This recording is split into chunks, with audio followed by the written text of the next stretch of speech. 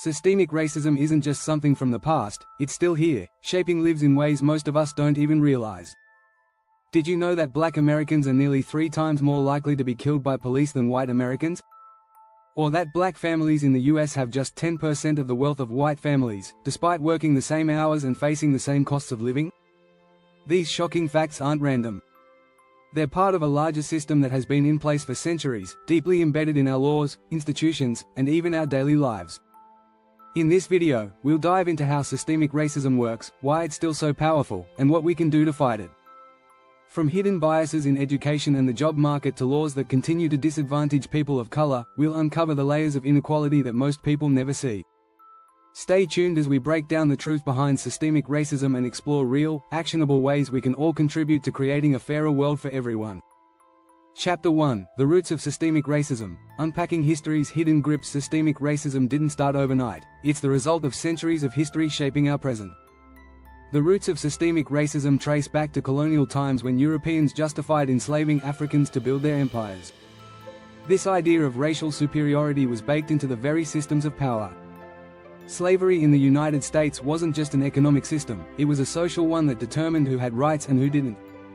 Fast forward to the Reconstruction era, where efforts to grant freedom and equality to formerly enslaved people were squashed by laws like black codes.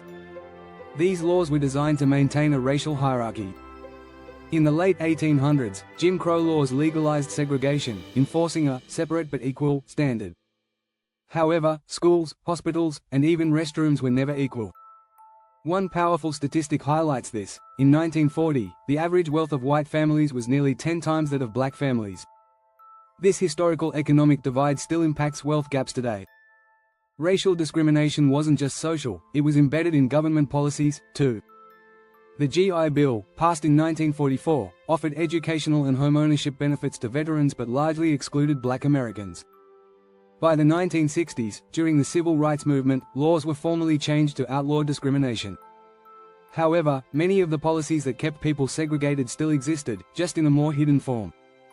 Even today, the results of these laws continue to linger. A study from the Pew Research Center shows that black Americans are twice as likely to live in poverty as their white counterparts, illustrating the long-term effects of racial injustice. One crucial thing to understand is that racism isn't just about individual actions but about policies and systems that have been in place for generations. Understanding these roots helps us see why racism isn't just an isolated issue, it's woven into the fabric of society. Chapter 2: Beyond the Headlines. Systemic racism in everyday life. When people talk about systemic racism, they often point to big events, like protests or scandals. But systemic racism is alive in everyday life, too, affecting everything from healthcare to housing. In fact, according to a Harvard University study, black Americans are more likely to suffer from chronic health conditions, including hypertension and diabetes, in part due to unequal access to medical care. Take housing, for example. A practice known as redlining, started in the 1930s, denied black people access to mortgages based solely on where they lived. Even though redlining was officially outlawed in the 1960s, its legacy lives on. Today, neighborhoods that were once redlined still face lower property values, and black Americans are less likely to be homeowners than white Americans. This practice significantly contributes to the wealth gap. In schools, systemic racism shows up in funding disparities. School districts in predominantly black neighborhoods often receive fewer resources than their white counterparts. According to a U.S. Department of Education report, predominantly black schools receive about $1,800 less per student than predominantly white schools. These funding disparities affect everything from teacher quality to access to extracurricular activities. Perhaps the most subtle form of racism is how it shows up in everyday interactions. Studies show that black job applicants with ethnic names are less likely to get called back for interviews than those with white-sounding names. A 2003 study from the National Bureau of Economic Research found that job applicants with traditionally black names needed to send 15 resumes to get 1 callback, while those with white-sounding names only needed to send 10. These small, often invisible forms of bias can have big consequences over time. One of the most shocking facts? The average white family's wealth is 10 times that of the average black family. This massive gap in wealth perpetuates the cycle of systemic racism. But the good news is that recognizing these subtle biases is the first step toward breaking them. Chapter 3, The Law's Blind Spot. How policies perpetuate racial inequality. When we think of laws, we often picture them as neutral, impartial rules designed to keep order. But history shows us that many laws have been used to maintain racial inequality. Take the war on drugs, for instance. Launched in the 1980s, this initiative disproportionately targeted Black and Latino communities, even though drug use was similar across racial groups. In fact, a 2013 American Civil Liberties Union study found that Black people are nearly 4 times more likely to be arrested for marijuana possession than white people, even though both groups use the drug at similar rates. One of the most notable examples of racial inequality in the legal system is the prison industrial complex. The US has the highest incarceration rate in the world, and Black Americans make up a disproportionate number of the prison population. Black men are 6 times more likely to be incarcerated than white men, with 1 in 3 black boys born today expected to be sentenced to prison, according to the NAACP. The roots of this disparity go back to the infamous 13th Amendment, which ended slavery but allowed forced labor as punishment for crime, leading to the mass incarceration of black people. Another key policy that continues to perpetuate racial inequality is voter suppression. In many states, voter ID laws, gerrymandering, and felony disenfranchisement disproportionately affect black voters. In the 2016 presidential election, nearly 1 in 13 African Americans were unable to vote due to felony convictions, compared to 1 in 56 white Americans, according to a report from the Sentencing Project. These policies reinforce systemic racism by diminishing the political power of marginalized communities. The law, at its core, is supposed to protect everyone equally. But in many cases, it's been used to uphold racial hierarchies. Whether it's the war on drugs, mass incarceration, or voting restrictions, these policies show that racism isn't just a matter of individual prejudice, it's baked into the legal framework that governs society. Recognizing this is crucial if we want to address the root causes of racial inequality. Don't forget to subscribe if you want to dive deeper into how these issues impact all of us and what we can do to change the system. Chapter 4, Racial Gaslighting. When facts don't match the narrative, racial gaslighting occurs when people's lived experiences with racism are dismissed or invalidated. It's as if society tells them, "You're imagining it," or "Things are better now, you should be grateful." This tactic is often used to downplay or outright deny systemic racism. A prime example of this is when individuals claim that racism is no longer a problem, pointing to laws like the Civil Rights Act as evidence of equality.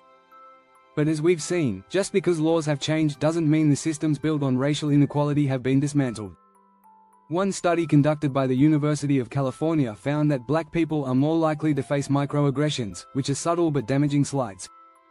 These microaggressions are often brushed off as harmless or overblown, but they chip away at a person's mental and emotional well-being. And when they try to bring it up, they are often told they're being overly sensitive. In fact, racial gaslighting is so pervasive that it's now an academic term used in social science. It's important to recognize that these dismissive behaviors only serve to maintain the status quo. If we ignore or minimize the problem of racism, we are essentially giving it the green light to continue. But more and more, people are waking up to this tactic. Movements like Black Lives Matter have sparked necessary conversations, calling out this gaslighting for what it is. By recognizing gaslighting for what it is, we can begin to reject false narratives. The challenge is finding a way to stand up to these dismissive tactics without being silenced. Studies show that confronting these tactics head-on, and supporting those who speak out, is a powerful way to disrupt this behavior and bring awareness to systemic racism. Chapter 5, The Economics of Inequality, Wealth Gaps. You can't ignore one of the most glaring effects of systemic racism is the persistent economic inequality between racial groups. According to the Federal Reserve, the median net worth of black households in the US is just $24,000, compared to $188,000 for white households. This isn't just a result of individual effort or choices, it's a legacy of policies that intentionally kept black families from accumulating wealth. The practice of redlining, which began in the 1930s, denied black people access to mortgages in many areas, effectively locking them out of homeownership and wealth-building opportunities. In addition to redlining, the GI Bill passed after World War II gave white veterans benefits like low-interest loans for homes and education. However, black veterans were often excluded from these benefits, further widening the wealth gap. This unequal access to economic opportunity continues to echo through generations. According to a Brookings Institution study, black Americans are far less likely to inherit wealth compared to white Americans, which perpetuates the economic divide. Racial discrimination also plays a huge role in income inequality. Black workers in the US still earn less than their white counterparts, even when education and experience are taken into account. In 2020, the Economic Policy Institute reported that black workers earn 22% less than white workers on average, even in similar jobs. This wage gap adds up over a lifetime, contributing to the generational wealth gap. The lack of financial resources often limits access to quality education, healthcare, and opportunities. When a community is struggling economically, it's harder to access essential services. This cycle of poverty is difficult to break without significant intervention, which is why closing the wealth gap is essential for addressing systemic racism. When we talk about racism, it's not just about individual prejudice, it's about policies that make it harder for people of color to access the tools they need to succeed. Chapter 6: Rewriting the Story. How we can dismantle systemic racism together. The good news is that systemic racism is not an immovable force. By recognizing it, we can begin to dismantle it. The first step is acknowledging that it exists. For too long, many people denied or ignored the reality of systemic racism. But now, more than ever, we see a growing movement of people, of all races, who are committed to making change. The fight for racial justice requires collective action, and it's essential that we come together to challenge systems of inequality. Education is one powerful way to break the cycle. When we understand the history and impact of systemic racism, we can advocate for policies that create a more equal society. One example is the recent push for reparations. While it's still a hotly debated topic, cities like Evanston, Illinois, have already started offering reparations to black residents as a way to address historical injustices. These kinds of programs aim to address the long-term economic effects of racism. Another strategy for dismantling systemic racism is reforming the criminal justice system. The fight for police reform and ending mass incarceration is vital. Programs that focus on rehabilitation rather than punishment have shown promising results. For example, Norway has one of the lowest recidivism rates in the world because of its focus on rehabilitation, not punishment. Community-led movements, like the Black Lives Matter movement, also play a key role in creating change. By raising awareness, mobilizing voters, and pushing for local policy changes, these grassroots movements have already made a tangible impact. In the 2020 election, voter turnout among black Americans was higher than ever, with many key battleground states seeing record numbers. Corporate America also has a responsibility to act. Companies need to invest in diversity, equity, and inclusion (DEI) efforts that go beyond tokenism.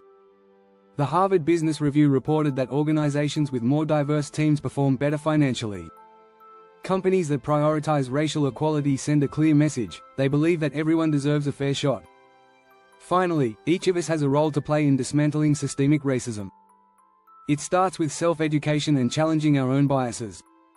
Speaking up when we see injustice, supporting policies that promote racial equality, and voting for leaders who prioritize these issues are all important steps. The journey to racial equality is long, but if we all commit to doing our part, we can rewrite the story of systemic racism. Thanks for watching. Don't forget to subscribe for more insights and updates on how we can all fight systemic racism together.